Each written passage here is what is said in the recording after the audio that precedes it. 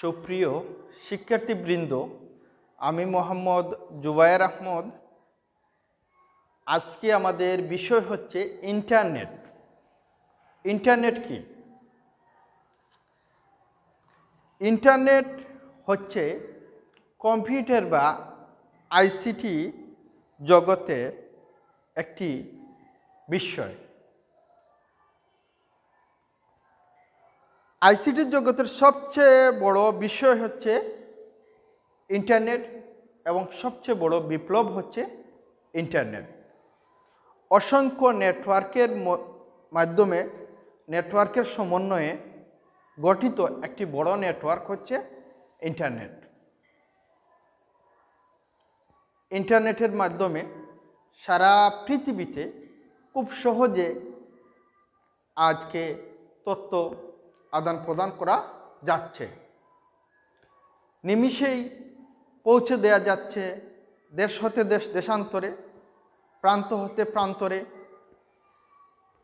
তথ্য, খবর, যে কোনো গুরুত্বপূর্ণ বিষয়। বর্তমানে তথ্যের সবচেয়ে বড় উৎস হচ্ছে ইন্টারনেট।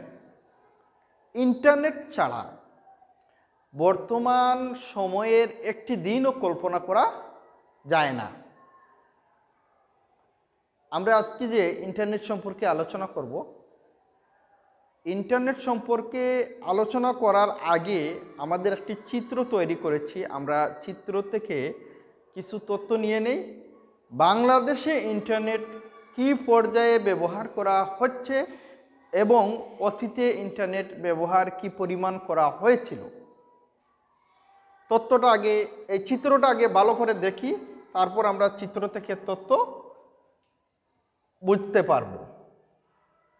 এখানে লিখে আছে ইন্টারনেট ব্যবহার বৃদ্ধির আয়তলেখ। অর্থাৎ আমাদের এই চিত্রের মাধ্যমে আমরা ইন্টারনেট ব্যবহারকারী কী পরিমাণ বাংলাদেশে বৃদ্ধি পেয়েছে তা জানতে পারব। আমরা বুঝতে পারব যে শিক্ষাঙ্গনে অর্থাৎ শিক্ষার্থীদের জন্য ইন্টারনেট কতটুক প্রয়োজনীয়। আমাদের চিত্রের দিকে যাই। এখানে দেয়া আছে 0 থেকে 10, 10 থেকে 20, 20 থেকে 30, 30 থেকে 40, 50, 60, 70। অর্থাৎ প্রতি 10 পয়েন্ট পরপর, 10 গড় পরপর আমরা চিত্রটি সাজিয়েছি। প্রতি 2 বছর পরপর ব্যবহারকারী কী পরিমাণ বৃদ্ধি পেয়েছে তা এই সূচকের মাধ্যমে আমরা দেখতে পাচ্ছি। এখানে আয়ত আছে, বার গ্রাফ, এটাকে বলা হয় বার গ্রাফ অথবা আয়তলেখ। আমরা দেখতে পাচ্ছি কী পরিমাণ প্রতি 2 বছর পরপর বৃদ্ধি পেয়েছে। সর্বশেষ আমাদের রেজাল্ট হচ্ছে বাংলাদেশে 68% লোক ইন্টারনেটের সাথে জড়িত। অর্থাৎ শতকরা 68 জন লোক কোনো না কোনোভাবে ইন্টারনেটের সাথে জড়িত। আমরা চিত্রটা দেখে নেই।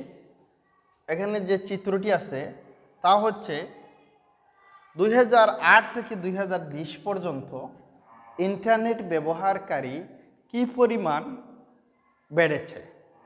অর্থাৎ প্রতি 2 বছর পর পর বাংলাদেশে কী পরিমাণ ইন্টারনেট ব্যবহারকারী বেড়েছে তার একটি চিত্র এখানে দেয়া আছে, ইন্টারনেট ব্যবহার বৃদ্ধির আয়তলেখ।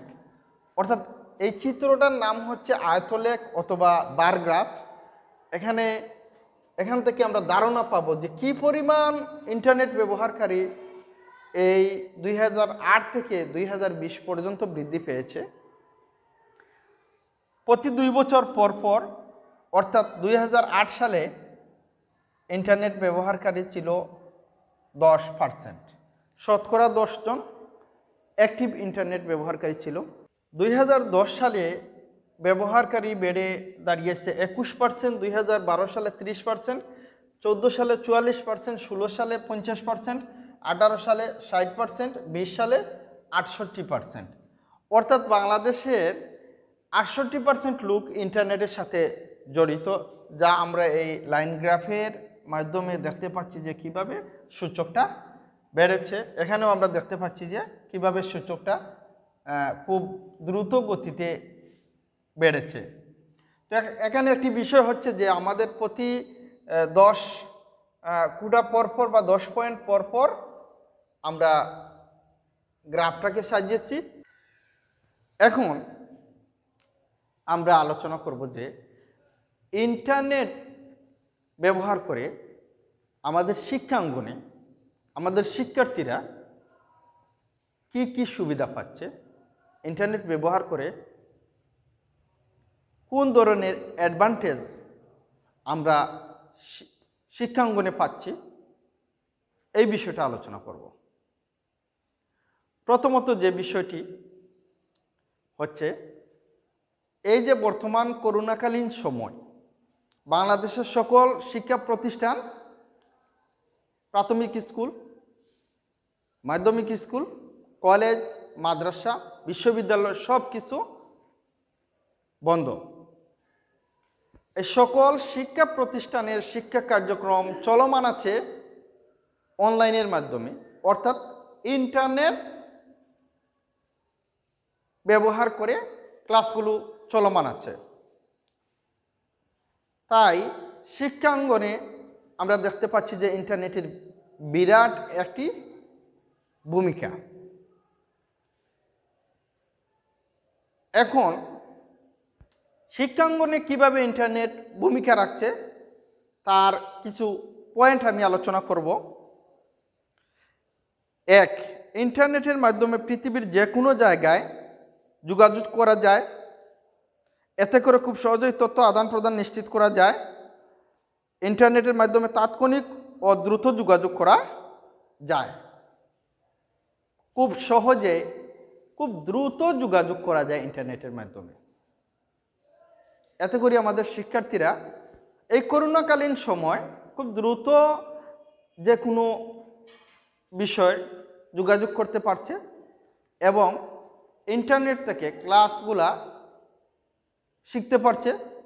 অর্থাৎ করোনাকালীন সময়ে আমাদের ইন্টারনেটের সুবিধার ফলে আমাদের ক্লাস কার্যক্রম চলমান।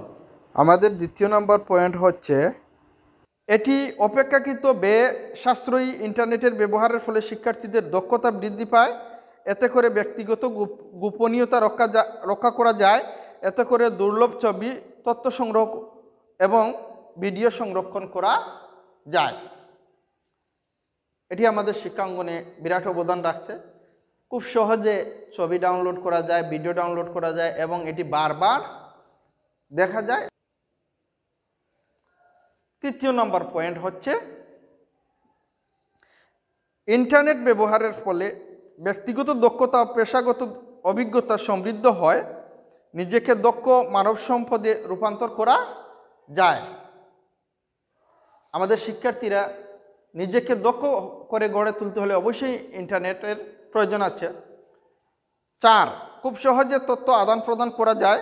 অবাধ তথ্য হাতের নাগালে পাওয়া যায়। ই লার্নিং এর পথ সুগম হয়। ই লার্নিং, ইলেকট্রনিক লার্নিং অর্থাৎ ইন্টারনেটের মাধ্যমে শেখা, যেটা আমরা বর্তমানে করছি, যে কার্যক্রমটা এই করোনাকালীন সময় চলছে। তাৎক্ষণিক ও দ্রুত তথ্য পাওয়া যায়। 5, ব্যক্তিগত দক্ষতা ও পেশাগত অভিজ্ঞতা সমৃদ্ধ হয়। সারা বিশ্ব সম্বন্ধে মুহূর্তের মধ্যে জানা যায়। বিশ্ব লাইব্রেরিতে অবাধে প্রবেশ করা যায় এবং বিশ্ব লাইব্রেরিতে অবাধে প্রবেশ করে যে কোনো তথ্য পড়া যায়, জানা যায়, শেখা যায়। আমরা গুগলের মাধ্যমে, আমাদের দেশীয় সার্চ ইঞ্জিন পিপিলিকার মাধ্যমে, আরও অনেক ধরনের সার্চ ইঞ্জিন আছে, ইন্টারনেটে সার্চ করে আমরা যে কোনো তথ্য খুব সহজে দেখতে পারি এবং খুব সহজে যে কোনো তথ্য আমরা পেতে পারি। আমাদের আরও কিছু বিষয় আছে যেগুলো আমাদের শিক্ষার্থীরা, শিক্ষকরা শিক্ষাঙ্গনের অ্যাডভান্টেজ ইন্টারনেট ব্যবহার করে আমরা করতে পারি। পড়ালেখা সম্পর্কিত ওয়েবসাইট থেকে প্রাপ্ত জ্ঞান শিক্ষার্থীদের জ্ঞানের পরিধি বাড়িয়ে দিবে। লেখাপড়া সম্পর্কিত প্রয়োজনীয় সফটওয়্যার ডাউনলোড করতে পারবে। শিক্ষার্থীরা ইন্টারনেট থেকে পড়ালেখা সম্পর্কিত সহায়ক তথ্য সংগ্রহ করতে পারবে। অনলাইনে বিভিন্ন ধরনের প্রতিযোগিতামূলক পরীক্ষায় অংশগ্রহণ করতে পারবে। এতে শিক্ষার্থীদের পরীক্ষা ভীতি দূর হবে, নিজেদেরকে দক্ষ হিসেবে গড়ে তুলতে পারবে। বিভিন্ন শিক্ষামূলক ম্যাগাজিন পড়ে নতুন অনেক কিছু জানতে পারবে। লাইব্রেরির বইয়ের বদলে অনলাইন সংস্করণ থেকে যে কোনো বই অধ্যয়ন করতে পারবে। বিজ্ঞানীদের নিত্য নতুন আবিষ্কার সম্পর্কে প্রতিনিয়ত খবর রাখতে পারবে। আধুনিক শিক্ষা অর্জন করতে পারবে। অন্য যে কোনো দেশের শিক্ষার্থীদের সাথে ইমেল, ফেসবুক, ইউটিউব এবং টুইটার ইত্যাদির মাধ্যমে যোগাযোগ রক্ষা করতে পারবে। এমনকি তার প্রয়োজনীয় তথ্যগুলা যে কোনো সময় প্রিন্ট করতে পারবে, যদি সে সংরক্ষণ করে কম্পিউটারে রাখে, অথবা তৎক্ষণাৎ তা প্রিন্ট করতে পারবে। আমরা জানলাম যে ইন্টারনেটের অনেক সুবিধা আমাদের শিক্ষার্থীরা পাচ্ছে, আমাদের শিক্ষকরা পাচ্ছে, আমাদের এই শিক্ষাঙ্গন পাচ্ছে। তাছাড়াও আমাদের public result, SSC, HSC, honours, masters, দাখিল, আলিম, ফাজিল প্রত্যেকটা পাবলিক রেজাল্টই আমরা ইন্টারনেটের মাধ্যমে পাচ্ছি। তাছাড়া বর্তমানে শিক্ষাঙ্গনের সকল কাজই হচ্ছে ইন্টারনেটের মাধ্যমে। হোয়াটসঅ্যাপে গ্রুপ করে ছাত্রদের বাড়ির কাজ আদায় করে নেওয়া হচ্ছে। ফেসবুকের মাধ্যমে ক্লাস পোস্ট করা হচ্ছে। ইউটিউবে ক্লাস কার্যক্রম পরিচালনা করা হচ্ছে। এইভাবে বিভিন্ন ধরনের সুযোগ সুবিধা ইন্টারনেট আমাদের শিক্ষার্থীদের দিচ্ছে, শিক্ষকদের দিচ্ছে, এমনকি আমাদের শিক্ষা অঙ্গনকে দিচ্ছে। তাছাড়াও আরও অনেক ধরনের সুযোগ সুবিধা আমাদের শিক্ষার্থীরা পাচ্ছে ইন্টারনেট থেকে। তার মধ্যে অন্যতম একটি সুবিধা হচ্ছে যে বর্তমানে বিশ্ববিদ্যালয় ভর্তির ক্ষেত্রে ভর্তি পরীক্ষা ইন্টারনেটের মাধ্যমে নেওয়া হচ্ছে। শিক্ষার্থীরা ঘরে বসে বিভিন্ন দেশের সার্টিফিকেট অর্জন করতে পারছে, ঘরে বসে বিভিন্ন ভাষা শিক্ষা অর্জন করতে পারছে, ঘরে বসে বিভিন্ন ব্যবহারিক ক্লাসগুলো দেখে শিক্ষা অর্জন করতে পারছে। তো এখানে একটি বিষয় আমি সবারে পরামর্শ দিতে চাই, যে বিষয়টি হচ্ছে সবাই এটি লক্ষ্য রাখতে হবে যে শিক্ষার্থীরা যাতে অতিমাত্রায় ইন্টারনেটের প্রতি আসক্ত না হয়ে যায়। শিক্ষার্থীরা যদি অতিমাত্রায় আসক্ত হয়ে যায় তাহলে সে এই সুবিধার বদলে, সুবিধার পরিবর্তে সে অসুবিধার মধ্যে পড়ে যাবে এবং তার মনোযোগ এবং আকর্ষণ এবং আগ্রহ পাঠের পরিবর্তে ইন্টারনেটে চলে যাবে। তাই আমাদের এদিকে লক্ষ্য রাখতে হবে, আমাদের অভিভাবকবৃন্দ এবং শিক্ষকবৃন্দ সচেতন থাকতে হবে। তো প্রিয় শিক্ষার্থীবৃন্দ, আজকে এই পর্যন্ত। সবাই ভালো থাকো, সুস্থ থাকো এই কামনা।